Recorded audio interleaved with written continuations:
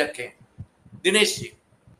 जी, बहुत अच्छी बात है, और मैं सभी अपने विद्वानों से रिक्वेस्ट करूंगा अराउंड 7 मिनट्स के अंदर अपनी जो सबमिशन है उसको पूरा कर ले, ताकि आज हमारे पास पैनलिस्ट भी काफी हैं, तो समय सीमा क्रॉस हो जाएगी। तो मैं राजू विलियम साहब आपके पास आता हूँ, और यहाँ पर जो major report BBC major report है, जिसमें यहाँ शायद कवर नहीं कर पाएंगे, बीबीसी की जो अपनी वहाँ पे फियोना ब्रूस हैं जो एमपी हैं, प्राइम मिनिस्टर ऋषि सुनाक की खास रिप्रेजेंटेटिव हैं, special envoy for freedom of the religion और बिलीफ, उसके ऊपर बहुत बड़ी आज बहस हुई है ब्रिटिश पार्लियामेंट के अंदर।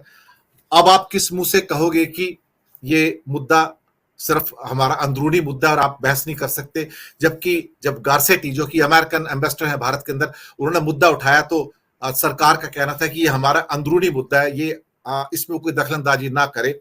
लेकिन अमेरिका के एम्बेसडर ने बाद में एक बात और कही, उसके ऊपर भारत सरकार की चुप्पी थी। उन्होंने कहा कि ये मणिपुर का मुद्दा सिर्फ अंदरूनी मुद्दा नहीं है, it's a human crisis on the earth.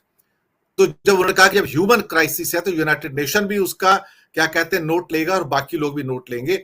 और मेरे मित्र जो कि ऑस्ट्रेलियन हैं, अपना पॉलिटिशियन है लिबरल पार्टी के, उन्होंने भी मुझे कल बताया कि अगले हफ्ते ऑस्ट्रेलिया की पार्लियामेंट के अंदर ये मुद्दा उठने जा रहा है। आप सोचिए कि इसकी गूंज कहां तक है, यानी कि ये वो कितने संवेदनशील हैं जो उसको देख रहे हैं। और ब्रिटिश पार्लियामेंट में आज कहा कि आज 250 से ज्यादा चर्चेस को वहां पर जो डैमेज किया गया है, उसके लिए भी उन्होंने अपील की है कि कुछ आर्क बिशप को और बाकी लोगों को उसको कैसे रिपेयर किया जाए, क्या किया जाए। आप सोचिए इस स्केल पे जो डैमेज हुए हैं, भारत की छवि ध्वस्त हो गई है। लेकिन हमें इतिहास से सीखना चाहिए, पर हम सीख नहीं रहे हैं। राजू विलियम साहब।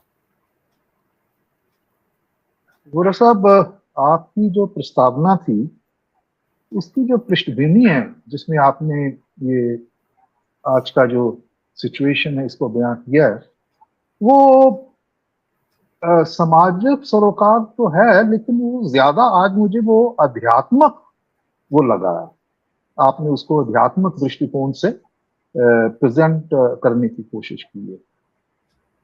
और ऐसी स्थिति तब बनती है जब हमारे पास दूसरे विकल्प जो मौजूद, जो अपनी समस्याओं को व्यक्तिगत तौर पे और समूहक रूप देश के स्तर पर उसको सुलझाने के विकल्प जब कम पड़ जाते हैं, छोटे पड़ जाते हैं, तो हम अध्यात्म का सहारा लेते हैं। गो अध्यात्मता एक बड़ा निजी, एक व्यक्तिगत अनुभव है, बट वो सत्य है। आज हम जो स्थिति देख रहे हैं हमारे मुल्क में, जो सामाजिक तौर पे जो सद्भाव, जो प्रेम, जिसमें से निकल के आज हम यहां पहुंचे, जो भारत है, तो वो उन तमाम जो विभिन्नताएं हैं जो ऐतिहासिक तौर पे थी हमारे मौजूद, उसको इकट्ठा जो किया है और उसको एक एक लड़ी में उसको पिरोया है, तो वो है जो हमारे आध्यात्मिक गुरु इस धरती पे, जिसे भारतवर्ष कहते हैं, जो आए हैं, जो उनका संदेश है, उसने हमें इकट्ठा किया है। वो सारी विभिन्नताएं जो हैं, चाहे वो क्षेत्रीय स्तर की हो, चाहे वो आर्थिक हो, चाहे वो सामाजिक हो, चाहे वो धार्मिक हो, तो उनको जो सबसे ओवरराइडिंग और ओवर पावरिंग जो फैक्टर है, वो है हमारी आध्यात्मिक पृष्ठभूमि। अब इसी दृष्टिकोण से मैं आज की ये जो मौजूदा स्थिति है उसको, जिसके आपने इशारा किया, आप के देखिए, एक बात तो तय है कि जैसे जैसे जो सामाजिक विकास हुआ है, आर्थिक विकास हुआ है, और ये इस दौर में जिसमें आज हम पहुंच चुके हैं, आज हम का मतलब जो मनुष्य जाति है पूरी की पूरी, बावजूद अलग अलग देश मुल्क होने के बावजूद भी हमारे अंदर एक अंडरलाइंग यूनिटी है, जिसमें जो ह्यूमन वैल्यूज हैं, जीवन के मूल्य हैं, वो सभी समान है सभी जगह। इसीलिए जो मणिपुर की घटना है उसका नोटिस बाहर भी लिया जा रहा है दूसरे मुल्क। लेकिन ये जो फिनोमिनन है जिसे हम ग्लोबलाइजेशन कहते हैं, जिसके चलते ये सारे रिएक्शंस जो हैं, जो दूसरी जगहों पे आज से 25, 30, 50 साल पहले जो नहीं होते थे आज वो होने लगे हैं। ये जो कल्चरेशन है, क्रॉस माइग्रेशन है, हमारे लोग उधर गए हैं, वहां के इधर आए हैं, तो ये फिनोमिनन है। इससे ये सरोकार जो है, ये संवेदना है कि दुनिया के किसी भी कोने में, किसी भी समाज में जो जीवन के मूल मूल्य हैं, उनको नुकसान पहुंचाने वाली, जो उनको डैमेज करने वाली अगर कोई घटना होती है तो उसका सभी नोटिस लेते हैं। उस लिहाज से ये नोटिस लिया भी जाना चाहिए। पर दूसरा पक्ष ये है कि जो एक हमारी राजनीतिक सोवरेनिटी है, वो बात वो आड़े आती है। वहां पे एक जो इम्बैलेंस मुझे दिखाई पड़ रहा है कि अभी हमारे जो नेता हैं, मैं किसी विशेष पार्टी की बात नहीं कर रहा हूं, विशेष नेता की बात नहीं कर रहा, हम अपनी जो हमारे समस्याएं हैं, जो राजनीतिक हैं, हम बाहर जाके, बाहर के मुल्कों में, बाहर की यूनिवर्सिटीज में उसके ऊपर चर्चा कर रहे हैं और फिर हमारे मुल्क के अंदर उसका रिएक्शन होता है। तो मेरा ये मानना है कि देखिए, जब भी कोई नेशन या कोई समाज उसमें गिरावट आई है, उसका पतन हुआ है, तो उसका एक ही कारण रहा है, वो है भीतरघात, इंप्लोजन। बाहर वाले तो दुश्मन तो भाई करेंगे ना आपके ऊपर। तो सबसे जरूरी जो मुझे लग रहा है कि इस दौर में इस बात को कि भाई जो घटनाएं, जो ऐसी चीजें हैं जो हमें शर्मसार करती हैं, जो जीवन के मूल्यों को जो है कि चलते हुए दूसरों की नजरों में हमें गिराती हैं, उसका इलाज तो हमने करना है ना। लेकिन वो इलाज हो नहीं पाया। अब ये एक क्लासिक एग्जांपल जो है मणिपुर की है। कितने दिन हो गए, इतनी हिंसा चल रही थी, किसको नहीं मालूम कि वहां पे ये जो आपने गिनाया है कि हिंसा हुई है, चर्च जलाए गए हैं, वो सारी चीजें हुई हैं, तो किसने रोका था, क्यों नहीं हुआ?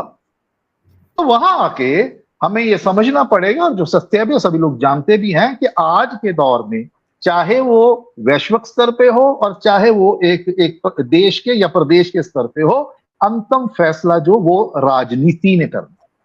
और राजनीति जो है उसमें वो किस किस्म की राजनीति के चलते हुए जो सत्ता पे लोग काबिज है, जो हम एक इलेक्टोरल डेमोक्रेसी में, एक पार्लियामेंट्री डेमोक्रेसी में हम जी रहे हैं, तो जिसके हाथ में सत्ता है उनका कैरेक्टर क्या है?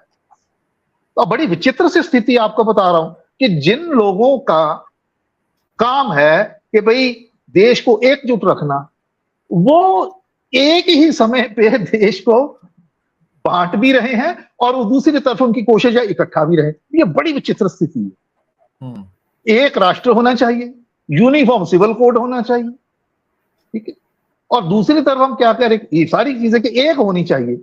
ये जो विविधता है हमारी, वो जिसे हम कह रहे हैं कि इसको खत्म करने के प्रयास किए जा रहे हैं, वो प्रयास उनको खत्म भी किया जा रहा है और उसी वक्त पे वो चाहते हैं कि ऐसा हो भी ना, हम एक भी रहें, क्योंकि नेचुरल रिएक्शन है, विविधता को खत्म करेंगे, every action has equal and opposite reaction, ये प्रकृति का नियम है। तो जब वो रिएक्शन होता तो हम उसे बाय फोर्स वो करने की कोशिश करते हैं, तो ये तरीकाकार सही नहीं है। तो अंततः मेरा यह मानना है कि हमारी जो राजनीति है उसका कैरेक्टर क्या है, उसमें उसको एक अध्यात्मक दृष्टि से उसके अंदर एक ऐसा प्रयोग होना चाहिए कि उसके अंदर जिसे कहते हैं कि रिफॉर्म होना चाहिए, और जिसके लिए हमारे पास इतनी बड़ी धार्मिक अध्यात्मक धरोहर है हमारे पास, हमारे ग्रंथ हैं, हमारे ऋषि मुनियों का जो संदेश है वो हमारे पास है। लेकिन फिर भी हमारे मुल्क में ये चीजें हो रही हैं, तो अवश्य चिंता की बात है। और अभी ये स्थिति जो है, ये एक करंट स्थिति है, ये चल रही है, अंतिम फैसला नहीं हुआ है। तो मेरा ख्याल है, जैसे पहले कहा कि अध्यात्मक दृष्टि से देखें, ये दोनों चीजें साथ में चलेंगी।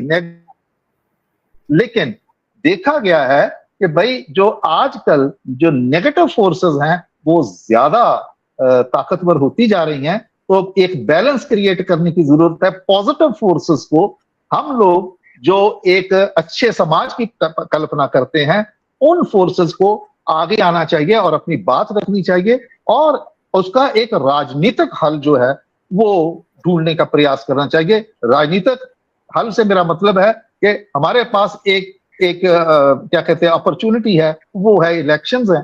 तो इलेक्शंस में हम किस किस्म की अपने पार्टी को चुनते हैं या पार्टियों के समूह को चुनते हैं, उसके ऊपर बड़ा नसर करता है। और ये व्यक्तिगत तौर पे ना मेरे इख्तियार में है ना आपके इख्तियार में है। तो ये एक जिसे कहते हैं ऑब्जेक्टिव कंडीशंस ऐसी जो है हमारे मुल्क में, और ये दौर चलेगा, लेकिन हमेशा नहीं चलेगा। वक्त समय परिवर्तनशील है। जी, प्रकाश जी आपके पास आता हूं।